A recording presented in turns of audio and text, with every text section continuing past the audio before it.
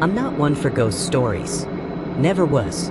But what my cousin told me, what he lived through, still keeps me up some nights. He's not some thrill seeker or weirdo. He's Coast Guard. Has been for over 10 years. Solid guy. Logical. If he says something happened, I believe it. It was summer 2022 when he finally told me everything. I had to ask twice just to be sure he wasn't pulling my leg. He wasn't. His tone never wavered. And every detail? Exactly the same. This happened back in 2017. He had been stationed for a routine maintenance rotation at a remote lighthouse somewhere off the coast of Maine. The place is called Madness Rock. You won't find it in any vacation brochures. Just jagged black stone in the middle of nowhere, a single lighthouse stabbing up into the sky, and a small utility shed clinging beside it like an afterthought. No power grid. No plumbing. Barely even a cell signal. The beacon runs on its own, but the Coast Guard sends someone out every now and then to make sure the whole thing hasn't rusted into uselessness. Normally it's a solo trip, but that year had seen some strange electrical issues, so they sent 2 men. My cousin's tweet, and a guy named Russell. The first few days were exactly what you'd expect. Routine checks, cold wind, boring meals, and endless salt in the air. They'd inspect the gears, top off the generator, clean the beacon lenses. Nights were quiet. They'd eat, read, maybe play a few hands of cards. Lonely, sure, but nothing alarming. Until night 4. Nate said he woke up a little after 2 in the morning. No pain. No noise. Just that feeling. Like the air in the room had gone wrong. Thick, electric. Like a storm was about to roll in. But when he looked outside, the stars were crisp and the sea was calm. And then he noticed something odd. The beacon wasn't turning. Even during repairs, that sweeping beam of light is supposed to rotate through the darkness, like a heartbeat. A dead beacon is serious business. So he shook Russell awake, and together they climbed the narrow spiral stairs, flashlights in hand, up into the top of the tower. What they found didn't make any sense. The gears were turning. The motor was running. But the light itself was frozen.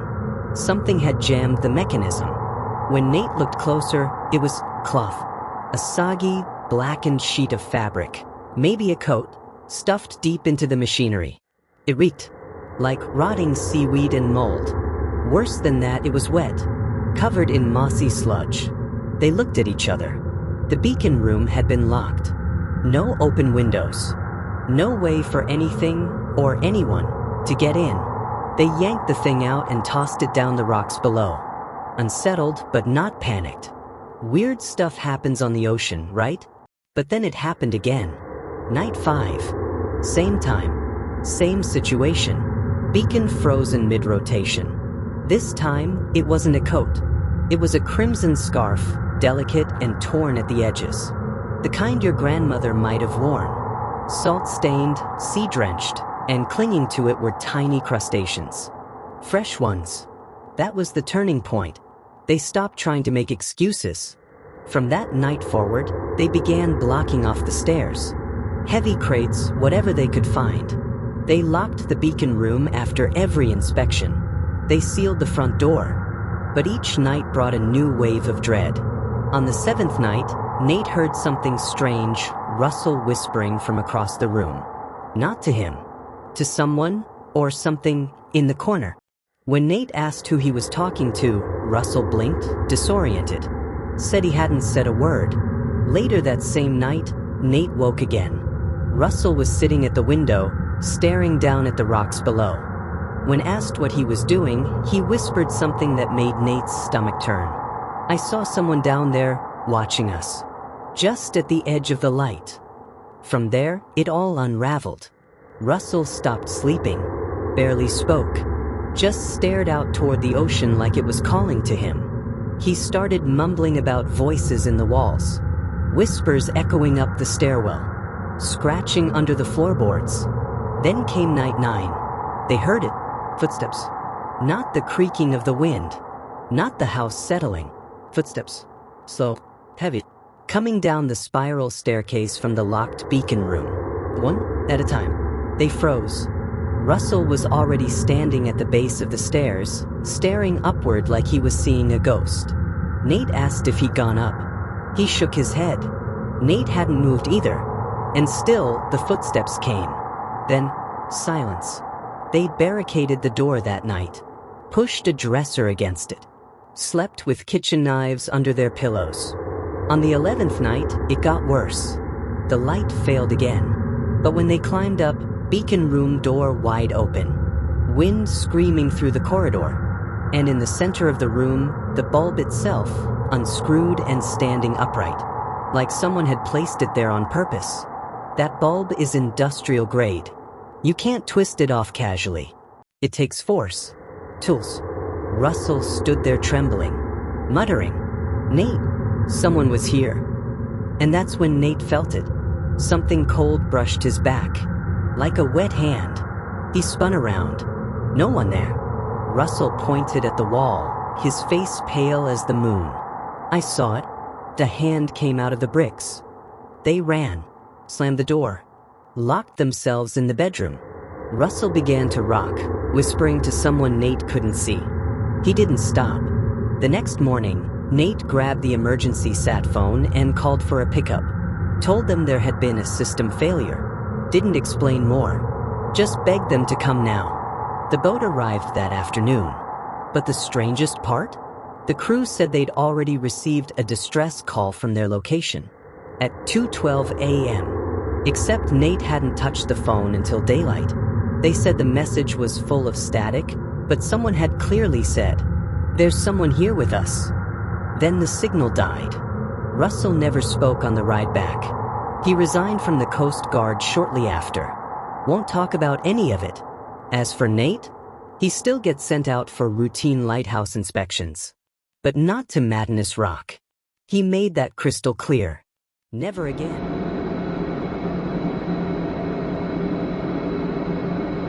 This happened during the lockdowns. You remember that stretch when nights blurred into each other and boredom felt like it was chewing holes in your brain. I was single, home alone, and practically living on dating apps. Swiping, chatting, half watching movies in the background. Anything to feel something. That's when I started talking to this girl I'd followed for years on Instagram. Sophia, but she goes by Soph. We both lived out in Suffolk County, Long Island, not far from the Hamptons. Maybe 20 minutes apart. She messaged me one night, just as stir-crazy as I was, and said, "Want to get out of here for a bit?" No hesitation. I picked her up that same night. We drove to a nearby park, technically closed, and cracked open some White Claws in the dark. From the first few minutes, I could tell she wasn't like most people. She had this wild streak. The kind that climbs fences and laughs at "no trespassing" signs. I found it exciting. An hour in, she suggested we drive all the way out east. Natak. "There's this cliff walk behind the lighthouse," she said. "It's supposed to be beautiful and closed after sunset. You in?" I didn't even blink. I was in. We hopped back in the car and took off down the dark highway. No other traffic. No cops. Just endless trees and winding road. When we reached the lighthouse, she told me to pull right into the main parking lot. I hesitated for a second. There were signs, gates, but she just laughed and said, "There's no one out here on a Tuesday night in the off-season during lockdown. Trust me." I didn't see a single car. So I parked. We had one more drink, just sitting in the lot. I kept glancing around for any security vehicles. She kept telling me to chill. Then we grabbed our flashlights and made our way toward the lighthouse. Now, if you've never stood right beneath a lighthouse at night, it's haunting. There's something strange about it, like the place doesn't belong to this world after dark. The huge beam slicing through the sky, the shadows it casts, it made me feel small, unwelcome. We stayed off the main path, slipping through a side trail that led to the cliffs behind the building. That's where the cliff walk starts, a narrow path carved through rock, hugging the coastline. It was completely dark down there. No floodlights, just our flashlights and the slow, sweeping beam of the tower above. We walked for a while in silence, our footsteps crunching on gravel, ocean crashing below. Then Saf called my name, quiet but urgent. I turned around and she was pointing her light behind her. Someone was there. A figure on the path, maybe 20 feet back. We both lit him up with our flashlights. He was wearing a hooded coat, head down. I couldn't make out his face clearly, maybe a black guy, but age, expression, build, hard to tell. He was just there. "Do you work here?" I asked, trying to sound calm. No answer. Not even a twitch. "Hey, we're leaving," I added. Didn't mean to trespass. And that's when he spoke. "You trying to buy coke?" His voice didn't make me feel any safer. In fact, it made everything worse. He wasn't a guard. He wasn't official. He was just some guy, hanging around the cliffs in the dark, offering drugs to strangers. I shook my head and said, "Nah, man, we're good." Then I motioned for Saf to move ahead of me, and we kept walking. But he followed. Didn't say anything else. Just walked at the exact same pace. Every few seconds I'd glance back, and he'd still be there. Same distance. Same silence. No closer, no farther. It was like being stalked by a shadow. When we finally reached the end of the trail, we veered off the rocks into the grass and started heading back toward the parking lot. But the guy kept following, unbroken, steady steps. We moved faster. So did he. And then I heard it. "Where you going?" he called. His tone wasn't playful. It was confrontational. I whispered to Saf, "Don't respond." We picked up the pace, walking side by side, trying to look calm.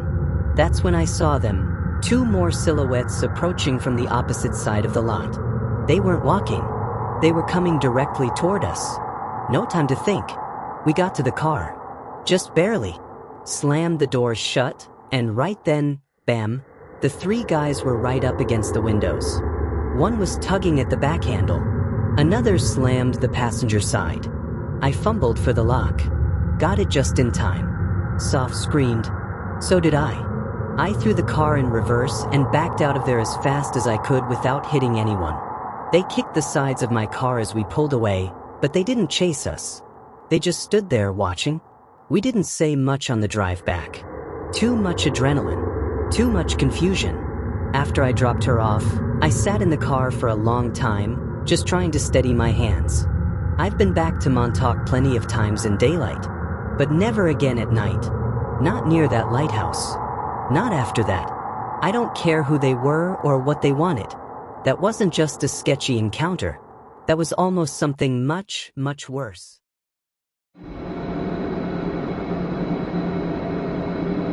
It's my friend Ian's. He gave me permission to post it because, well, he never really talked about it publicly, and I think a part of him just wanted someone else to carry it. Ian was a real deal type of guy. No nonsense. The kind of man who smelled like saltwater and motor oil, with a face weathered from decades of doing the kind of work most people don't even know exists. Marine salvage, underwater repairs, coastal inspections, you name it. If it was rusting, crumbling, or underwater, Ian could fix it. So when he told me what happened back in 2013, I didn't laugh. I didn't roll my eyes. I listened. That year, he was hired by a tiny county government in Washington state to check out an old, forgotten lighthouse sitting on a rock island way off the coast. Nobody could agree what to do with it. Developers wanted it gone, preservationists wanted to restore it, but no one wanted to fund the decision. Ian's task was simple. Go out there, inspect the structure, and decide if it was worth saving, or if it was just a pile of old stone ready to fall into the sea. The island? Just a chunk of wind-blast earth barely big enough to stretch your legs on. Maybe 300 feet across. Nothing there except the lighthouse, a rusted generator shed, and some skeletal scaffolding long abandoned. No docks. No pier.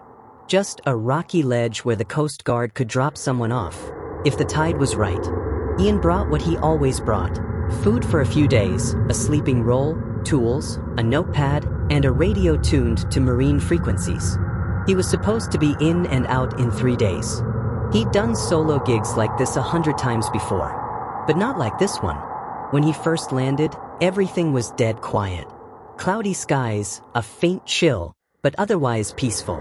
The place smelled of old salt and metal, like every abandoned coastal station does. The tower was classic early 1900s, a winding iron staircase coiling up to a glass-paneled beacon room that hadn't worked in decades. He began his usual inspection: beams, foundation, window seals. Most of the lower floors were decaying but intact. The top floors had long been stripped of anything useful. Just rusty cabinets, warped boards, and some old sleeping quarters no one had touched in years. That first night, Ian camped on the ground floor beside the old generator room. The wind was faint, the silence almost unnatural. He said it was the first time he realized how noisy life usually is. On the second day, the fog came. And not just any fog. It rolled in thick, like someone draped a white sheet over the world. Visibility dropped to 5 feet, maybe less. He said it looked solid, like you could press your hand into it and leave a dent. Still, it was coastal Washington. Fog happened. He spent the day inside, taking measurements and inspecting the upper stairwell. That's when something odd caught his eye. A maintenance closet built into the tower wall, one he'd tried opening the day before but had been too rusted to budge, was now slightly ajar. Only an inch or two.